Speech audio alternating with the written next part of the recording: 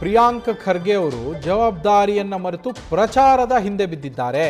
ಅವರಿಗೆ ರಾಜ್ಯದಲ್ಲಷ್ಟೇ ಅಲ್ಲ, ರಾಷ್ಟ್ರೀಯ ಮಟ್ಟದಲ್ಲಿ ಪ್ರಚಾರ ಗಿಟ್ಟಿಸಿಕೊಳ್ಳುವ ಹುಚ್ಚಿದೆ. ಅದಕ್ಕೋಸ್ಕರ ಅವರು ತಮ್ಮ ಜವಾಬ್ದಾರಿಯನ್ನು ಮರೆತು ಪ್ರಚಾರದ ಹಿಂದೆ ಬಿದ್ದಿದ್ದಾರೆ ಅಂತ ಹೇಳಿ ಪ್ರಿಯಾಂಕ್ ಖರ್ಗೆ ಅವರ ವಿರುದ್ಧ, ಗೃಹ ಸಚಿವರ ವಿರುದ್ಧ ಬಿಜೆಪಿಯ ಮಾಜಿ ರಾಜ್ಯಾಧ್ಯಕ್ಷ ನಳಿನ್ ಕುಮಾರ್ ಕಟೀಲ್ ವಾಗ್ದಾಳಿಯನ್ನು ನಡೆಸಿದ್ದಾರೆ. ಅವರ ಜವಾಬ್ದಾರಿ ಏನು? ಅದನ್ನು ಬಿಟ್ಟುಬಿಟ್ಟು ಅವರು RSS ರಿಜಿಸ್ಟ್ರೇಷನ್ ಬಗ್ಗೆ ಮಾತುಗಳನ್ನು ಆಡ್ತಾ ಇದ್ದಾರೆ. ಈ ವಿಚಾರದ ಬಗ್ಗೆ ಗೃಹ ಇಲಾಖೆ ಅಂಡರಲ್ಲಿ ಬರುತ್ತಾ ಇದು ಅಂಥೇಳಿ ಕಟೀಲ್ ಪ್ರಶ್ನೆ ಮಾಡಿದ್ದಾರೆ. ಗೃಹ ಇಲಾಖೆಗೆ ಸಂಬಂಧಿಸಿದಂತೆ 10 ವಿಚಾರಗಳಿದ್ದಾವೆ. ಶಾಲೆ ಕಾಲೇಜ್ಗಳಲ್ಲಿ ವಿದ್ಯಾರ್ಥಿಗಳು ಡ್ರಗ್ಸ್ಗೆ ಬಲಿಯಾಗ್ತಾ ಇದ್ದಾರೆ. ಡ್ರಗ್ಸ್ ಮಾಫಿಯಾದ ಬಗ್ಗೆ ನೀವೇನು ಮಾಡಿದ್ದೀರಿ ಅಂಥೇಳಿ ಮರುಪ್ರಶ್ನೆ ಮಾಡೋ ಮೂಲಕ ಗರಂ ಆಗಿದ್ದಾರೆ. ಮಂಗಳೂರಿನಲ್ಲಿ ಪ್ರಿಯಾಂಕ್ ಖರ್ಗೆ ವಿರುದ್ಧ ನಳಿನ್ ಕುಮಾರ್ ಕಟೀಲ್ ವಾಗ್ದಾಳಿಯನ್ನು ನಡೆಸಿರುವಂಥದ್ದು.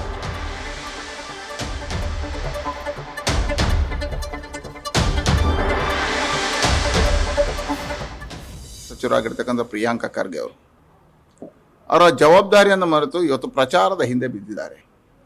ಅವರಿಗೆ ತಾನೊಬ್ಬ ರಾಷ್ಟ್ರೀಯ ಮಟ್ಟದಲ್ಲಿ ಪ್ರಚಾರವನ್ನು ಗಿಟ್ಟಿಸಿಕೊಳ್ಬೇಕು ಅಂತ ಹೇಳ್ತಕ್ಕಂಥ ಹುಚ್ಚು ಹೆಚ್ಚಿದೆ ಅಂತ ಅನ್ನಿಸ್ತದೆ.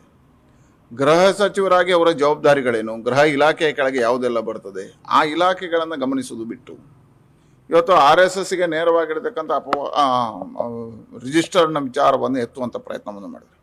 ಇದರ ಹಿನ್ನೆಲೆ ಇಷ್ಟೇ ಬರ್ತದೆ, ಅವರು ಪ್ರಚಾರ ಪ್ರಿಯ, ಅವರು ಕಾರ್ಯಪ್ರಿಯ ಅಲ್ಲ, ಅವರು ಕಾರ್ಯ ಮಾಡಿ ತೋರಿಸ್ಬೇಕಾಗಿದೆ. ಎರಡನೇದು, ಗೃಹ ಇಲಾಖೆ ಕೆಳಗೆ ಇದು ಬರ್ತದ. ಗೃಹ ಇಲಾಖೆ ಸಂಬಂಧಪಟ್ಟಿರ್ತಕ್ಕಂಥ 10 ವಿಷಯಗಳಿದ್ದಾವೆ. ಆ ವಿಷಯಗಳ ಬಗ್ಗೆ ಗಮನ ಹರಿಸಿದ್ರೆ ಈ ರಾಜ್ಯದಲ್ಲಿ ಇವತ್ತು ಮಾದಕ ಇದರ ಬಗ್ಗೆ ಬಹಳಷ್ಟು ಚರ್ಚೆಗಳು ನಡೀತಾ ಇದೆ. ಕಾಲೇಜು ವಿದ್ಯಾರ್ಥಿಗಳು, ಶಾಲಾ ವಿದ್ಯಾರ್ಥಿಗಳು ಇದಕ್ಕೆ ಮಾದಕಕ್ಕೆ ಬಲಿಯಾಗ್ತಾ ಇದ್ದಾರೆ. ಡ್ರಗ್ಸ್ ಮಾಫಿಯಾ ಇಲ್ಲಿ ಕೈಯಾಡಿಸ್ತಾ ಇದೆ. ಡ್ರಗ್ಸ್ ಮಾಫಿಯಾದ ಬಗ್ಗೆ ನೀವೇನು ಮಾಡಿದ್ರಿ?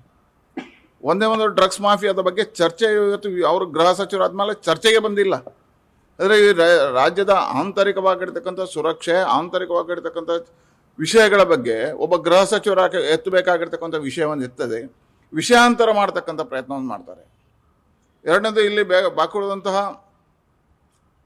ಅವರ ಇಲಾಖೆ ಕೆಳಗೆ ಬರತಕ್ಕಂಥ ವಿಷಯಗಳ ಬಗ್ಗೆ ಚರ್ಚೆಗಳನ್ನು ಪ್ರಾರಂಭ ಮಾಡಲಿಲ್ಲ ಅವರು. ಅದು ಬಿಟ್ಟು RSSನ ರಿಜಿಸ್ಟರ್ ಬಗ್ಗೆ ಹೇಳಿದ್ದಾರೆ. ರಾಷ್ಟ್ರೀಯ ಸ್ವಯಂ ಸೇವಕ ಸಂಘ ಸ್ವಾತಂತ್ರ್ಯ ಪೂರ್ವದಿಂದ ಈ ದೇಶದಲ್ಲಿ ಕೆಲಸವನ್ನು ಮಾಡ್ತದೆ. ರಾಷ್ಟ್ರಭಕ್ತರ ನಿರ್ಮಾಣ ಮಾಡತಕ್ಕಂಥ ಕಾಯಕವನ್ನು ಮಾಡ್ತಾ ಇದೆ. ಪ್ರಿಯಾಂಕ ಖರ್ಗೆ ಹುಟ್ಟುವ ಮುಂಚೆ ರಾಷ್ಟ್ರೀಯ ಸ್ವಯಂ ಸೇವಕ ಸಂಘ ಇತ್ತು. ಬ್ರಿಟಿಷರ ಕಾಲದಿಂದ ಈ ದೇಶದಲ್ಲಿ ಸ್ವಾತಂತ್ರ್ಯ ಹೋರಾಟಕ್ಕೆ ಕೆಲಸವನ್ನು ಮಾಡಿರ್ತಕ್ಕಂಥದ್ದು. ನೆಹರು ಕಾಲದಲ್ಲೂ ಅದಕ್ಕೆ ನೆಹರು ಅವರೇ ಸಹಮತವನ್ನು ತೋರಿಸಿರ್ತಕ್ಕಂಥದ್ದು, ಲಾಲ್ ಬಹದ್ದೂರ್ ಶಾಸ್ತ್ರಿ ಅವರು ತೋರಿಸಿರ್ತಕ್ಕಂಥದ್ದು. ಎಲ್ಲರೂ ರಾಷ್ಟ್ರೀಯ ಸ್ವಯಂ ಸೇವಕ ಸಂಘವನ್ನು ಹೊಗಳಿರ್ತಕ್ಕಂಥ ಕಂಡಿದ್ದೇವೆ. ಅದಕ್ಕೆ ಇವರಿಗೆ ಶಕ್ತಿ ಇದ್ದರೆ ವಿಧಾನಸಭೆಯ ಒಳಗಡೆ ಈಗಿನ ಮುಖ್ಯಮಂತ್ರಿಗಳು ರಾಷ್ಟ್ರೀಯ ಸ್ವಯಂ ಸೇವಕ ಸಂಘದ ಪ್ರಾರ್ಥನೆಯನ್ನು ಹಾಡಿದ್ದಾರೆ. ಮೊದಲಿಗೆ ಅದನ್ನು ಪ್ರಶ್ನೆ ಮಾಡಲಿ ಅವರು. ವಿಧಾನಸಭೆಯ ಒಳಗೆ ಇವತ್ತಿನ ಮುಖ್ಯಮಂತ್ರಿಗಳು ಹಾಡಿರುವ ಸಂಘದ ಪ್ರಾರ್ಥನೆಯ ಬಗ್ಗೆ ಅವರಲ್ಲಿ ಸಾರ್ವಜನಿಕವಾಗಿ ಪ್ರಶ್ನೆ ಮಾಡಲಿ. ಇವತ್ತು ಕಾಂಗ್ರೆಸ್ನಲ್ಲಿ ಇರ್ತಕ್ಕಂಥವ್ರು ಭಾಳಷ್ಟು ಜನ ರಾಷ್ಟ್ರೀಯ ಸ್ವಯಂ ಸೇವಕ ಸಂಘದ ಶಿಕ್ಷಣ ಪಡೆದವರಿದ್ದಾರೆ. ಅವರನ್ನು ಕ್ವಶನ್ ಮಾಡಲಿ. ಈ ರಾಜ್ಯದಲ್ಲಿರ್ತಕ್ಕಂಥ ಸಮಸ್ಯೆಗಳ ಬಗ್ಗೆ ಕ್ವಶನ್ ಮಾಡಲಿ. ಅದು ಬಿಟ್ಟು ರಾಷ್ಟ್ರೀಯ ಸ್ವಯಂ ಸೇವಕ ಸಂಘ ರಿಜಿಸ್ಟರ್ ಮಾಡಿಸ್ತೇನೆ ಹೇಳ್ತಕ್ಕಂಥದ್ದು ಇವರ ಪ್ರಚಾರ ಪ್ರಿಯತೆಯ ಕಾರಣ. ಅವರಿಗೆ ಇವತ್ತು ಈ ರಾಜ್ಯದಲ್ಲಿ ಕೆಲಸ ಮಾಡತಕ್ಕಂಥ ಜವಾಬ್ದಾರಿಯುತ ಕೆಲಸ ನಿರ್ವಹಣೆ ಮಾಡಲಿಕ್ಕೆ ಅಸಾಧ್ಯ ಆಗಿದೆ ಅಂತ ನನಗೆ ಅನಿಸಿದೆ. ಅಥವಾ ಆ ಇಲಾಖೆ ಬಗ್ಗೆ ಅವರಿಗೆ ವಿಶೇಷವಾಗಿರ್ತಕ್ಕಂಥ ಒಲವಿಲ್ಲ. ಅವ್ರಿಗೆ ಯಾವುದೋ ಬೇರೆ ಇಲಾಖೆ ಬಗ್ಗೆ, ಆರ್ಥಿಕವಾಗಿ ಸಂಪನ್ಮೂಲ ಕ್ರೋಢೀಕರಣ ಮಾಡತಕ್ಕಂಥ ಇಲಾಖೆ ಬಗ್ಗೆ ನಂಬಿಕೆ ಇರಬೇಕು. ಅದಕ್ಕೋಸ್ಕರ ಇದನ್ನು ಎಬ್ಬಿಸಿ ಬೇರೆ ಇಲಾಖೆಗೆ ಏನಾದರೂ ಮಾಡ್ತಾರಾ ಅನ್ನುವಂಥ ಕಾರಣಕ್ಕೋಸ್ಕರ ಇವರು ಈ ಚರ್ಚೆಗಳನ್ನು ಎಬ್ಬಿಸಿದ್ದಾರೆ ಅಂತ ನನಗೆ ಅನಿಸ್ತದೆ. ಪ್ರಿಯಾಂಕ್ ಖರ್ಗೆ ಅವರಲ್ಲಿ ಒಂದು ಪ್ರಶ್ನೆ ಮಾಡ್ತೀನಿ. ಒಂದು ಸಾರಿ ನಿಮ್ಮ ಇತಿಹಾಸ ತೆಗೆದು ನೋಡಿ. ನಿಮ್ಮ ತಂದೆಯವರು ನಮ್ಮಲ್ಲಿ ಲೋಕಸಭೆಯಲ್ಲಿ ಭಾಳ ಆತ್ಮೀಯತೆಯಿಂದ, ಭಾಳ ಪ್ರೀತಿಯಿಂದ, ಗೌರವದಿಂದ ಮಾತಾಡ್ತಿದ್ರು. ಆ ಸಂದರ್ಭದಲ್ಲಿ ಅವರು ಬಾಲ್ಯದಲ್ಲಿ ಪಟ್ಟಿರ್ತಕ್ಕಂಥ ಕಷ್ಟಗಳ ದಿನಗಳನ್ನು ಹೇಳಿದ್ದಾರೆ.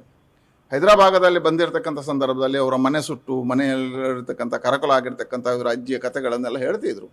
ಅದೆಲ್ಲ ಯಾರಿಂದ ಆಗಿದೆ ಅನ್ನುವಂಥದ್ದಕ್ಕೆ ಫಸ್ಟು ಉತ್ತರ ಹುಡುಕ್ಲಿ ಅವರು. ಗೃಹ ಸಚಿವರಲ್ಲ, ಅದಕ್ಕೆ ಉತ್ತರ ಹುಡುಕ್ಲಿ. ಆಮೇಲೆ ಸಂಘದ ರಿಜಿಸ್ಟರ್ ಬಗ್ಗೆ ಹೇಳಿ.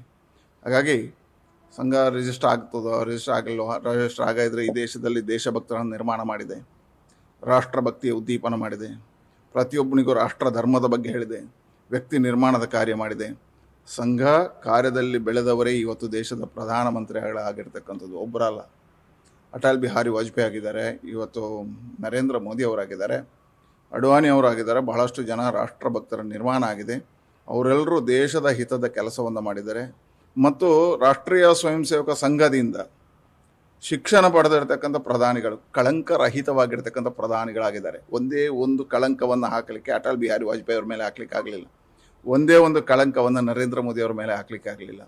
ಹಾಗಾಗಿ ರಾಷ್ಟ್ರೀಯ ಸ್ವಯಂ ಸೇವಕ ಸಂಘ ರಾಷ್ಟ್ರಭಕ್ತರ ನಿರ್ಮಾಣದ ಕಾರ್ಯದಲ್ಲಿ ಅದೊಂದು ಆಂದೋಲನ ರೂಪದಲ್ಲಿ ಆಂದೋಲನವಾಗಿ ಹೊರಟಿರ್ತಕ್ಕಂಥ ಸಂಘಟನೆ. ಹಾಗಾಗಿ ಆಂದೋಲನ ರೂಪದಲ್ಲಿ ಇರ್ತಕ್ಕಂಥದ್ದು. ಹಾಗಾಗಿ ಅದರ ಬಗ್ಗೆ ಚರ್ಚೆಯನ್ನು ಬಿಡಿ. ಈ ರಾಷ್ಟ್ರದ ಆಂತರಿಕವಾಗಿರ್ತಕ್ಕಂಥ ರಕ್ಷಣೆ ಜವಾಬ್ದಾರಿಯನ್ನು ಹೊರಿ. ಇಲ್ಲಿರ್ತಕ್ಕಂಥ ನಿಜವಾಗಿರ್ತಕ್ಕಂಥ ಸಮಸ್ಯೆಗಳ ಬಗ್ಗೆ ನಿಮ್ಮ ಇಲಾಖೆ ಕೆಳಗೆ ಆಗತಕ್ಕಂಥ ತಪ್ಪುಗಳನ್ನು ಎತ್ತಿ ಹಿಡಿಯಲಿಕ್ಕೆ ಪ್ರಾಮಾಣಿಕವಾಗಿರ್ತಕ್ಕಂಥ ಪ್ರಯತ್ನವನ್ನು ಮಾಡಿ ಅಂತ ಹೇಳ್ತೇನೆ. ನ್ಯೂಸ್ ಫಸ್ಟ್ ನಿರ್ಭೀತಿಯಿಂದ ನಿಮ್ಮ ಪರವಾಗಿ.